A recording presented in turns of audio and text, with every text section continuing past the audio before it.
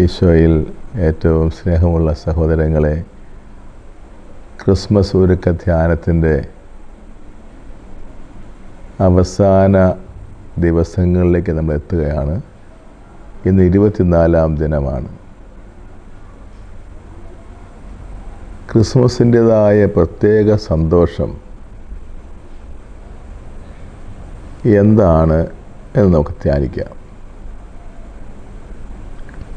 ലൂക്കാ സുവിശേഷകൻ യേശുവിൻ്റെ ജനനാവസരത്തിൽ മാലാഖയുടെ വാക്കുകൾ ഇങ്ങനെയാണ് അവതരിപ്പിക്കുന്നത്: ഇതാ സകല ജനത്തിനും വേണ്ടിയുള്ള മഹത്തായ സന്തോഷത്തിൻ്റെ വാർത്ത ഞാൻ നിങ്ങളെ അറിയിക്കുന്നു.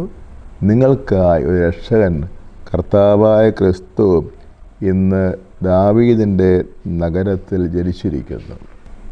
മഹത്തായ സന്തോഷത്തിൻ്റെ വാർത്ത. ഇത് ഇന്ന് ഭൂരിപക്ഷം പേരും അനുഭവിക്കുന്നില്ല എന്നതാണ് വാസ്തവം.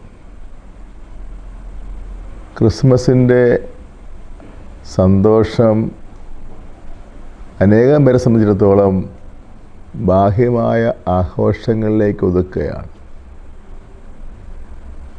അതുകൊണ്ട് അതിന് ശാശ്വതമായ ഒരു മാനം ഇല്ലാതെയും പോവുകയാണ്.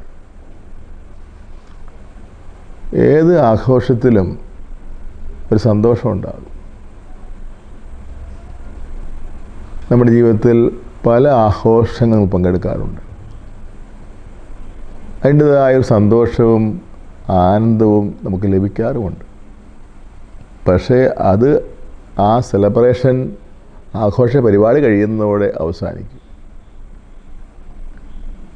എന്നാൽ ക്രിസ്മസിൻ്റെ സന്തോഷം തുലനം ചെയ്യാനാവാത്ത അത്ര വ്യത്യസ്തമാണ്.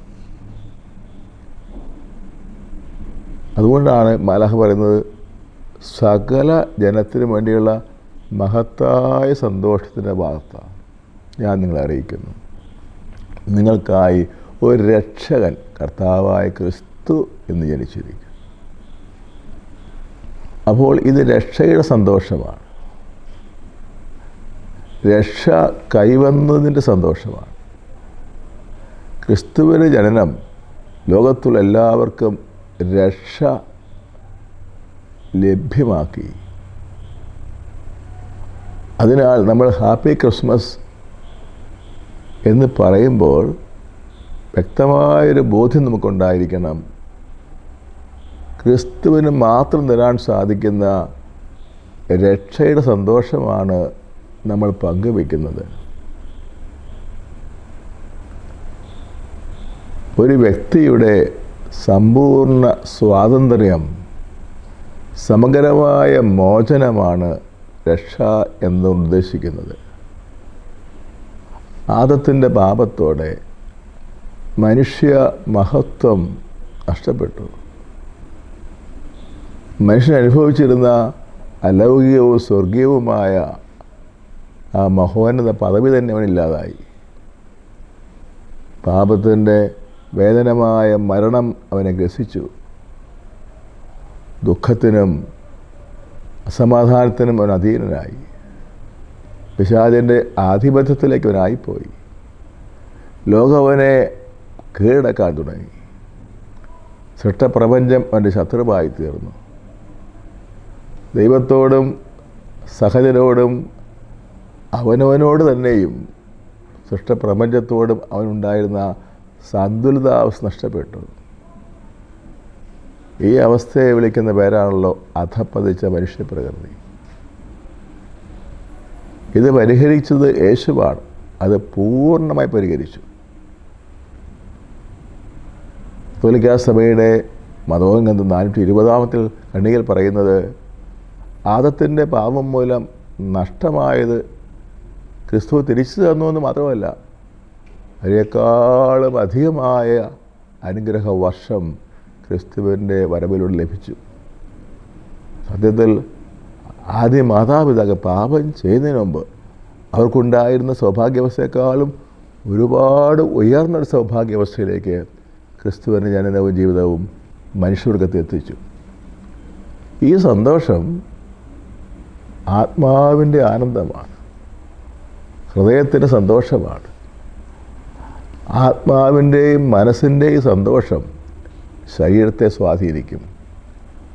അങ്ങനെ യേശുക്രിസ്തുവിൻ്റെ ജനനം നമുക്ക് നൽകുന്ന ഈ രക്ഷയുടെ ആനന്ദം നൽകുന്നത് മാത്രമല്ല, അത് നമ്മുടെ എല്ലാ തലങ്ങളെയും സ്പർശിക്കുന്നതുമാണ്. ആത്മാവിൻ്റെയും മനസ്സിൻ്റെയും ശരീരത്തിൻ്റെയും എല്ലാ തലങ്ങളെയും സന്തോഷത്താൽ പൂരിതമാക്കുകയാണ് ചെയ്യുന്നത്. അതിനാൽ പ്രിയപ്പെട്ടവരെ, നമ്മൾ തിരിച്ചറിയേണ്ടതായിട്ടുണ്ട്, ക്രിസ്തു നൽകുന്ന അവന് മാത്രം തരാൻ കഴിയുന്ന ആ യഥാർത്ഥ സന്തോഷം അത് സമഗ്രമായ മോചനത്തിൻ്റെ സന്തോഷമാണ്, പാപത്തിൻ്റെ ആധിപത്യത്തിൽ നിന്നുള്ള വിടുതലിൻ്റെ സന്തോഷമാണ്, സ്വാർത്ഥതയുടെ ചങ്ങലകളിൽ നിന്നുള്ള വിമോചനത്തിൻ്റെ സന്തോഷമാണ്, ദൈവത്തെ സ്വന്തമാക്കുമ്പോൾ മാത്രം ലഭിക്കുന്ന പരമാനന്ദമാണത്. അത് സ്വർഗീയ സൗഭാഗ്യത്തിൻ്റെ ഒരു മുന്നാസ്വാദനവുമാണ്.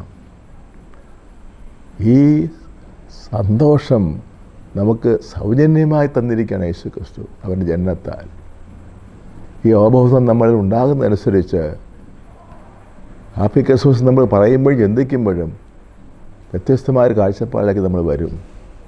അപ്പോൾ പരമദരിദ്രനും ആഹാരം കഴിക്കാൻ വകയില്ലാത്തപ്പോഴും ജോലിയോ മറ്റ് അനുകൂല സാഹചര്യങ്ങൾ ജീവിതത്തിൽ ഇല്ലാത്തപ്പോഴും അപ്പോഴും നമ്മൾ ആനന്ദിക്കും. ആ സങ്കീർത്തനം പറയുന്ന മരണത്തിൻ്റെ വരയിലൂടെ നടക്കുമ്പോഴും ഞാൻ ഭയപ്പെടുകയില്ല. നദി എന്നെ മുക്കിക്കളയുമ്പോഴും ഞാൻ നഷ്ടതയാകുകയില്ല. കാരണം കർത്താവ് ആണ് എൻ്റെ ഇടയൻ, എനിക്കൊന്നിനും മുട്ടുണ്ടാവുകയില്ല. ഞാൻ പ്രിയപ്പെട്ടവരെ, ഈ നാം ആശംസിക്കുന്നതും നമ്മൾ പ്രാപിക്കേണ്ടതുമായ സന്തോഷം ഈശോയ്ക്ക് മാത്രം തരാൻ പറ്റുന്ന രക്ഷയുടെ ആനന്ദമാണ്. അത് നമുക്ക് ഈശോയുടെ ജനനത്തിലൂടെ ലഭിക്കുന്നു.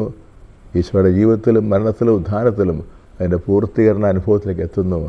നമുക്ക് ഈശോയുടെ ജനനത്തോടെ ഈ രക്ഷയുടെ ആനന്ദം കൂടുതൽ സ്വന്തമാക്കാനായിട്ടുള്ള പരിശ്രമം ആരംഭിക്കാം.